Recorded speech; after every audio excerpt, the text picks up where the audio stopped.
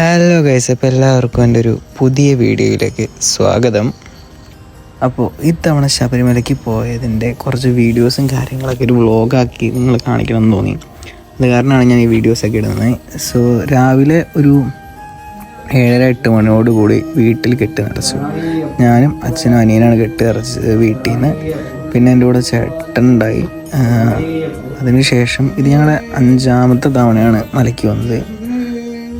അപ്പോൾ ഈ കെട്ടിനിറക്കിയ ശേഷം നമുക്ക് ഒരിടത്തൂടെ പോകാനുണ്ട്. കാരണം ഒരു കന്യാസ്വാമി നമ്മുടെ കൂടെ വരുന്നുണ്ട് മാളികപ്പുറം.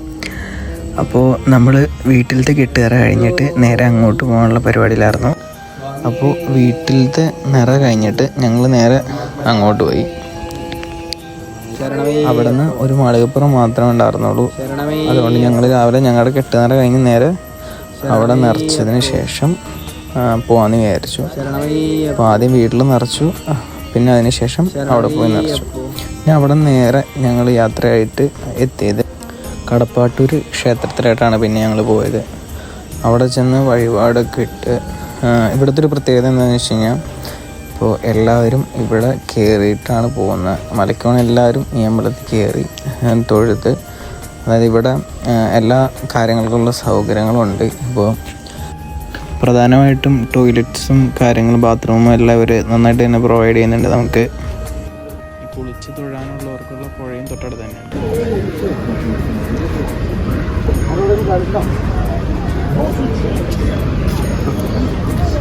ഓരോരുത്തർ 40 അല്ലേ?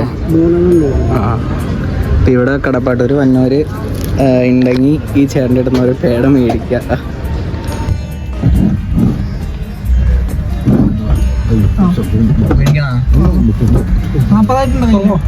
അച്ചാടയിലുണ്ടാവും, ചേട്ടയിലുണ്ടാവും 40. എടാ ഇതിൻ്റെ അകത്തുണ്ടോ? സഞ്ചിയുടെ അകത്തുണ്ട്.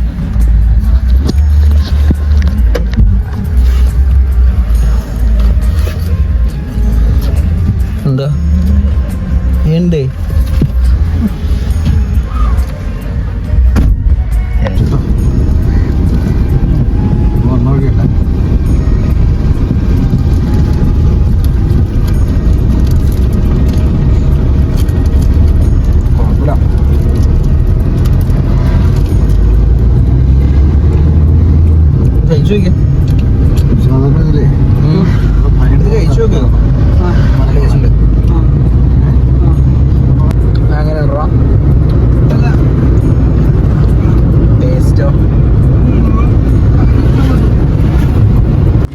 കടപ്പാട്ടൂരിൽ നിന്ന് ഇറങ്ങി ഞങ്ങൾ നേരെ പോയത് എരുമേലിക്കാണ്. എരുമേലിയിൽ കുറച്ചധികം പാർക്കിങ് കാര്യങ്ങളൊക്കെ ഉണ്ട്. പക്ഷേ പെട്ടെന്ന് അവിടെ നിന്ന് വണ്ടി വന്ന കാരണം നമുക്ക് കുറച്ച് ബുദ്ധിമുട്ടാണ്. ഓരോന്ന് എടുക്കുന്ന സെക്കൻഡിൽ തന്നെ അടുത്ത വണ്ടി വരാൻ തുടങ്ങും. കഴിഞ്ഞ തവണ സ്പോട്ട് ബുക്കിങ്ങും കാര്യങ്ങളൊക്കെ എരുമേലി തന്നെ ആയതുകൊണ്ട് തന്നെ ഞങ്ങൾ നേരെ അവിടെ നിന്ന് പോയത് എരുമേലി ക്ഷേത്രത്തിൻ്റെ അങ്ങോട്ടാണ്. എരുമേലി ചെന്ന് കഴിഞ്ഞപ്പോൾ തന്നെ തിരക്കിൻ്റെ കാര്യത്തിൽ തീരുമാനമായിരുന്നു. കാരണം അത്യാവശ്യം നല്ല തിരക്ക് എന്ന് പറയാം. ഇത് ഞങ്ങൾ പോകുന്നതൊരു ഉച്ചയ്ക്ക് ആറായപ്പോഴായിരുന്നു. അപ്പോഴേക്കും ഇത്ര തിരക്ക് എരുമേലി തന്നെ ഉണ്ടായിരുന്നു. സോ എരുമേലിയിൽ ഇവിടെയായിരുന്നു കഴിഞ്ഞ ബുക്കിങ്. അപ്പോൾ അവരുടെ ദേവസ്വം ബോർഡിൻ്റെ ഓഫീസിൽ ചെന്ന് ചോദിച്ചപ്പോൾ പറഞ്ഞു, ഇത്തവണ ഇവിടെയല്ല ബുക്കിങ്, നിലയ്ക്കലായിരിക്കും, അല്ലെങ്കിൽ പിന്നെ അവിടെ പമ്പയിലായിരിക്കണമെന്ന് പറഞ്ഞു. അപ്പോൾ നമ്മൾ നേരെ അപ്പോൾ പോകുന്നവരോടാണെങ്കിലും പറയാം, ഇത്തവണ ബുക്കിങ് സ്പോട്ട് ബുക്കിങ് ചെയ്യണമെങ്കിൽ എരുമേലിയിലില്ല. അപ്പോൾ നമ്മൾ നേരെ നിലയ്ക്കലിലോ പമ്പയുടെ അവിടെയാണ് ബുക്കിങ് കാര്യങ്ങളുള്ളൂ. സോ അത് കഴിഞ്ഞിട്ട് കൊച്ചിന് കന്യാസ്വാമി ആയതുകൊണ്ട് തന്നെ നമ്മൾ പേട്ട തുള്ളാനുള്ള പരിപാടിയിലായിട്ട് കിടക്കാമെന്ന് വിചാരിച്ചു. സോ പേട്ട തുള്ളാനായിട്ട് അവിടെ നിന്ന് നമ്മൾ അതിനുള്ള സാമഗ്രികളും എല്ലാം മേടിച്ച് ആൾക്ക് കൊടുത്തു. പിന്നെ പേട്ട തുള്ളാനുള്ള എല്ലാ സാധനങ്ങളും മേടിച്ചതിന് ശേഷം നമുക്ക് അങ്ങോട്ട് പോകാമെന്ന് വിചാരിച്ച് അവിടെ നിന്ന് നേരെ പേട്ട ശ്രീധർമ്മശാസ്ത്ര ക്ഷേത്രത്തിലായിട്ട് നമ്മൾ പോയി. അവിടെ ചെന്ന് അത് കഴിഞ്ഞിട്ട് അവിടെ നിന്ന് നമ്മൾ നേരെ വാവരുപള്ളിയിലേക്ക് ഇറങ്ങി. എല്ലായിടത്തും അത്യാവശ്യത്തിന് തിരക്കുണ്ട്, നിങ്ങൾക്കിപ്പോൾ കാണുമ്പോൾ തന്നെ അറിയാൻ പറ്റും. പിന്നെ ഇവിടെ ഉള്ളൊരു പ്രത്യേകത, ഏറ്റവും കൂടുതൽ ആൾക്കാർ പണ്ട് ഫോട്ടോസൊക്കെ എടുത്തുകൊണ്ടിരുന്ന ഇവിടെ നിന്നാട്ടോ. അതവർ ആൽബമായിട്ട് തരും. പിന്നെ നമ്മളവിടെ നേരെ ഇറങ്ങി ഉച്ചയ്ക്ക് ഉണ്ണാനായിട്ട് ഹോട്ടൽ അമ്പാടി ഇവിടെയാണ് നമ്മൾ കയറിയത്. ഇവിടെ ഒരു ഊണിന് ഏകദേശം 100 രൂപയായിട്ട് വന്നത്. ഇതാണ് ഊണ്. ഞങ്ങൾ ഊണും ഓരോ പുഴുക്കും വെച്ച് മേടിച്ച് പുഴുക്കിന് വരുന്നത് 60 രൂപ. വേറെ ഒന്നുമല്ല, സീസൺ ആയതുകൊണ്ട് തന്നെയായിരിക്കും ഇത്രയും റേറ്റ്. സാധാരണ എല്ലായിടത്തും ഇത്ര റേറ്റൊന്നുമില്ല. ബാത്റൂമും കാര്യങ്ങളൊക്കെ വെൽ മെയിൻറ്റെയിൻഡ് ആയിരുന്നു. അപ്പോൾ ഉച്ചയ്ക്ക് ഫുഡും കഴിച്ച് ഞങ്ങൾ നേരെ അവിടെ നിന്ന് ഇറങ്ങാമെന്ന് വിചാരിച്ച്. അപ്പോൾ അവിടെ നിന്ന് നേരെ ഇറങ്ങി. ഇതാണ് ഞങ്ങൾ ഫുഡ് കഴിച്ച ഹോട്ടൽ. ആദ്യത്തെ കുറച്ച് ബ്ലോക്കും കാര്യങ്ങളൊക്കെ ഉണ്ടായിരുന്നുള്ളൂ. ബ്ലോക്ക് എന്ന് പറയാൻ വലിയ കാര്യമായിട്ട് ഉണ്ടായിരുന്നില്ല കേട്ടോ സമയത്ത്. അതിവിടെ നമ്മൾ നേരെ നിലയ്ക്കലെത്തി. നിലയ്ക്കൽ അവിടെ നിന്ന് നമ്മൾ കാറിനായതുകൊണ്ട് തന്നെ പാർക്കിങ്ങിലായിട്ട് കാരണം എല്ലാവരും കയറുന്നവരാണെങ്കിൽ അങ്ങോട്ട് കിടത്തിയിടും, അല്ലെങ്കിൽ നമ്മൾ അയ്യപ്പന്മാരവിടെ ഇറക്കിയിട്ട് തിരിച്ച് ഡ്രൈവർ നിലയ്ക്കൽ കൊണ്ട് പാർക്ക് ചെയ്യണം. കാരണം അവിടെ അധികം വണ്ടിക്ക് പാർക്ക് ചെയ്യാനുള്ള സ്ഥലമൊന്നുമില്ല. അപ്പോൾ അങ്ങനെയാണ് എല്ലാ തവണയും ചെയ്യണത്. അപ്പോൾ ഇത്തവണ നമ്മൾ എല്ലാവരും മല കയറുന്ന കാരണം നമ്മൾ നേരെ പമ്പയിൽ പാർക്ക് ചെയ്യാമെന്ന് വിചാരിച്ചു. അപ്പോൾ നിലയ്ക്കലിൽ നിന്ന് നേരെ പമ്പയിലായിട്ട് പോയി. നിലയ്ക്കൽ ടു പമ്പ ഫുള്ള് കാടാണ്. ഇച്ചിരി എന്താ പറയുക, നല്ല കാടുണ്ട് അത്യാവശ്യം. അതിനുശേഷം ഞങ്ങൾ നേരെ പമ്പ KSRTC ബസ് സ്റ്റാൻഡിലെത്തി. അവിടെ നിന്ന് നമ്മൾ പാർക്ക് ചെയ്യേണ്ടത് ഹിൽ ടോപ്പിൽ നിന്ന് കേട്ടോ. അപ്പം നിലയ്ക്കലിൽ നിന്ന് നമുക്കൊരു പാസ് കിട്ടും. ആ പാസ് ഉണ്ടെങ്കിലാണ് ഒരു കിടത്തി വിടുള്ളൂ. അവിടെ നിന്ന് നേരെ ഹിൽ ടോപ്പിൽ വണ്ടി പാർക്ക് ചെയ്തിട്ട് നമ്മൾ നേരെ പമ്പയിലെത്തി. പമ്പയിൽ ഇത്രയും തിരക്ക് ഇതൊന്നുമല്ല. ഇത് കഴിഞ്ഞിട്ട് പിന്നെ ഞങ്ങൾ തിരിച്ചിറങ്ങിയപ്പോൾ ഇതിലും തിരക്കുണ്ടായി. കാരണം ഞങ്ങൾ വെള്ളിയാഴ്ചയാണ് മല ചവിട്ടണത്. അതിന് ശേഷം ഇപ്പം തന്നെ വെള്ളിയാഴ്ച തന്നെ അത്രയും തിരക്കുണ്ട്. ശേഷം പമ്പയിൽ ഇറങ്ങിയതിന് ശേഷം ഞങ്ങൾ നേരെ മല ചവിട്ടി തുടങ്ങുവാണ്. നേരെ പമ്പ ഗണപതിയുടെ അടുത്തേക്കാണ് പോകുന്നത്. അപ്പോൾ ഇവിടെയാണ് തേങ്ങ അടിക്കണത്. പമ്പ ഗണപതിയുടെ തേങ്ങ അടിച്ചിട്ടാണ് നമ്മൾ ആദ്യം മേലിലോട്ട് കയറുക. ഇവിടെ തേങ്ങയുണ്ട് കേട്ടോ. തേങ്ങയ്ക്ക് 40 രൂപയാണ് ഒരു തേങ്ങയ്ക്ക് വരുന്നത്. അതിനുശേഷം നമ്മൾ മല ചവിട്ടി തുടങ്ങി. നമ്മുടെ മലയിൽ ആദ്യമൊക്കെ നമുക്ക് കാണാൻ പറ്റുന്ന കല്ല് നടപ്പാത ഇങ്ങനത്തെയാണ്. അതിനുശേഷം കുറച്ചുകൂടി പഴയതായ കുറേ മിറ്റലും കോൺക്രീറ്റും ഒക്കെ ഉള്ള ടൈപ്പാണ് ഇപ്പോൾ കാണാൻ പറ്റുന്നത്. പണ്ട് കുറച്ചും കൂടി മണ്ണും കാര്യങ്ങളൊക്കെ ആയിരുന്നു, കല്ല് ഉള്ള്. കൂടാതെ ശരംകുത്തിയാൽ കഴിഞ്ഞതിന് ശേഷമാണ് നമുക്ക് കുറച്ച് തിരക്ക് അനുഭവപ്പെടാൻ തുടങ്ങിയത്. അത്യാവശ്യം നല്ല തിരക്കുണ്ടായിരുന്നു. പിന്നെ ഗേറ്റ് കെട്ടി പയ്യെ തിരിച്ച് ഒരു ഗേറ്റിൻ്റെ അവിടെ നമ്മൾ ഏകദേശം 15 to 30 മിനിറ്റ് വരെ നമ്മൾ നിന്നു. ഏകദേശം അത്യാവശ്യം എല്ലാ നാട്ടിൽ നിന്ന് ആൾക്കാരുള്ള കാരണം ഇപ്പോൾ ആന്ധ്രയിൽ നിന്നാണെങ്കിലും കർണാടകയിൽ നിന്നാണെങ്കിലും തമിഴ്നാട്ടിൽ നിന്നാണെങ്കിലും ഏറ്റവും കൂടുതൽ ആൾക്കാർ വരിക എന്നാണ് എനിക്ക് തോന്നുന്നത്. ഒരു ഭയങ്കര ഭക്തി കൊണ്ടുപിടിച്ച ആൾക്കാരാണ്. അതിനുശേഷം ഞങ്ങൾ സന്നിധാനത്ത് ചെന്ന് ഇറങ്ങി. അങ്ങോട്ട് സ്ട്രിക്ട്ലി പ്രൊഹിബിറ്റഡ് ആണ് ക്യാമറ, ഒരിക്കലും എടുക്കരുത്. സുപ്രീം കോടതിയുടെ ഇതൊക്കെ നോക്കി അത് അനൗൺസ് ചെയ്യണ്ടായിരുന്നു.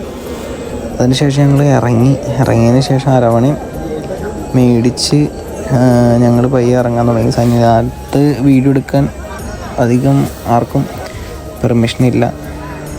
ഞാൻ പിന്നെ താഴെ എത്തിയിട്ടാണ് വീഡിയോസും കാര്യങ്ങളൊക്കെ എടുക്കണം. അത് ഭയങ്കര സീനാണ്. അവിടെ പിടിച്ചു കഴിഞ്ഞാൽ നല്ല പ്രശ്നമാണത്.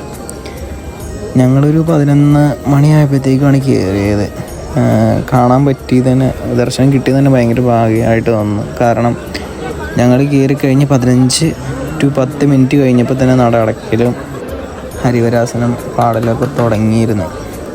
അപ്പോഴത്തേക്ക് ഞങ്ങൾ നേദിക്കാനുള്ള തേങ്ങയും ഒക്കെ സെറ്റാക്കി നേദിച്ച നെയ്യും മേടിച്ച് ഞങ്ങൾ തിരിച്ചിറങ്ങാനുള്ള പരിപാടി നോക്കിയായിരുന്നു. കാരണം അത്രയ്ക്കും തിരക്ക്. അവിടെ കൊച്ചും കൂടെ ഉള്ള കാരണം നമുക്ക് നിൽക്കാൻ ഭയങ്കര ബുദ്ധിമുട്ടാണ്. അപ്പോൾ പിന്നെ ബാക്കിയുള്ളവർ പിന്നെ ഇപ്പം തന്നെ നിങ്ങൾക്ക് കാണാൻ തിരക്കാണ്. വെള്ളിയാഴ്ച വൈകുന്നേരം തിരക്കായിട്ട് കാണണേ.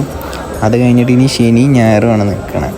ഇപ്പം തന്നെ തിരക്ക്, വല്ലാത്ത തിരക്കാണ്. ഇപ്പോൾ ഞങ്ങൾ ഇറങ്ങിക്കഴിഞ്ഞിട്ടുള്ള സിറ്റുവേഷനാണ് കാണുന്നത്.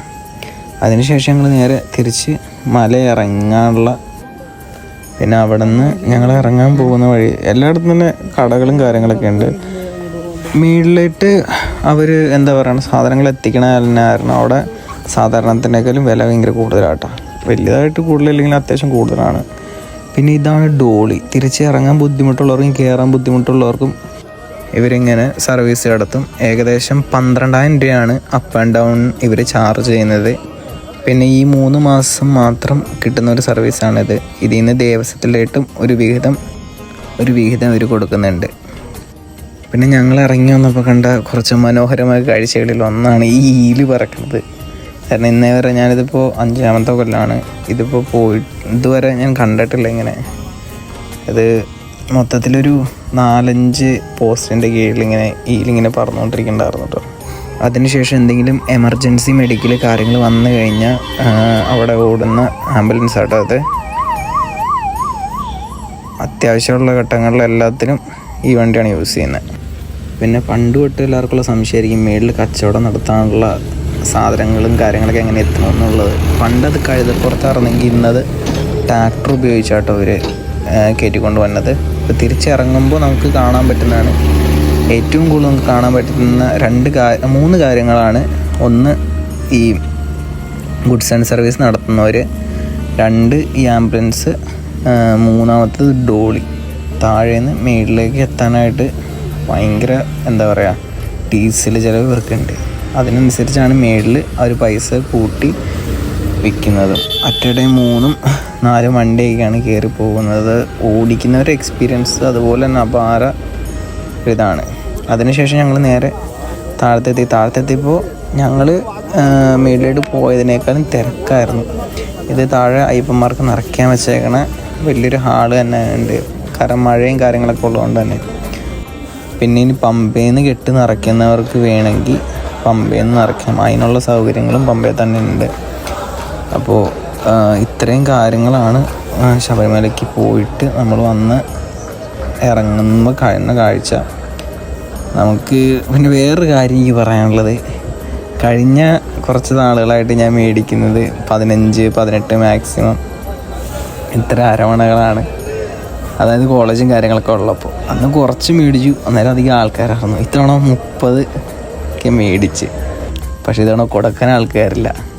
എന്താല്ലേ, ഇതാണ് രാത്രി ഉള്ള പമ്പയിൽ ഈ രാത്രി ഈ സമയങ്ങളിൽ ഏകദേശം തിരക്കൊക്കെ ഒരു കുറഞ്ഞ. കാരണം നട അടച്ച് 11 മണിക്ക് നട അടച്ച്. പിന്നെ ഇനി ആൾക്കാർ കൂടുതൽ നാളെ കയറുള്ളൂ. പിന്നെ നമ്മൾ എൻട്രൻസ് എത്തിയപ്പോൾ എനിക്ക് ഏറ്റവും കൂടുതൽ എന്താ പറയണം ഒരു സെറ്റപ്പായിട്ട് ഒരു നന്നായി കാര്യമായിട്ട് തോന്നിയത് ഈ ഗ്രില്ലിട്ടേക്കണേ കേട്ടോ. സാധാരണ ഈ ഗ്രില്ല് ഇവിടെ കാണലില്ല. പിന്നെ പോലീസുകാർക്കും അത് ഭയങ്കര ബുദ്ധിമുട്ടാണ്. ഇവിടെ ബസ് സ്റ്റോപ്പിൽ ഇപ്പോൾ ആ ബസ് പോകണതിൻ്റെ അവിടെ കാർ കിടക്കണുണ്ടോ, അവിടം തൊട്ട് അങ്ങ് ഒരു KSRTC ബസ് കിടക്കണുണ്ടോ, അവിടം വരെ ആൾക്കാർ റോട്ടിലേട്ട്, ഈ പല നാട്ടിൽ നിന്നുള്ള ആൾക്കാരാണല്ലോ, അപ്പോൾ ഒരു റോട്ടിലേട്ട് ഇങ്ങനെ കയറി അപകടങ്ങൾ ഉണ്ടാകാനുള്ള ചാൻസ് ഭയങ്കര കൂടുതലായിരുന്നു. ഇപ്പോൾ ഗ്രില്ലിട്ടേക്കണ കാരണം അത് കുറഞ്ഞിട്ടുണ്ട്. അപ്പോൾ അതൊരു വളരെ വളരെ നല്ലൊരു കാര്യമായിട്ട് എനിക്ക് തോന്നിയിട്ടുണ്ട്.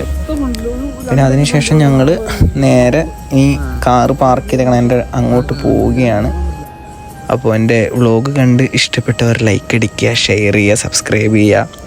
ഒരുപാട് പുതിയ കാര്യങ്ങൾ നിങ്ങൾക്ക് ശബരിമല ദർശനത്തിൽ നിന്ന് കിട്ടി ഞാൻ വിചാരിക്കുന്നു. അപ്പോൾ thanks for watching my vlog and thanks for the support. Thank you so much guys.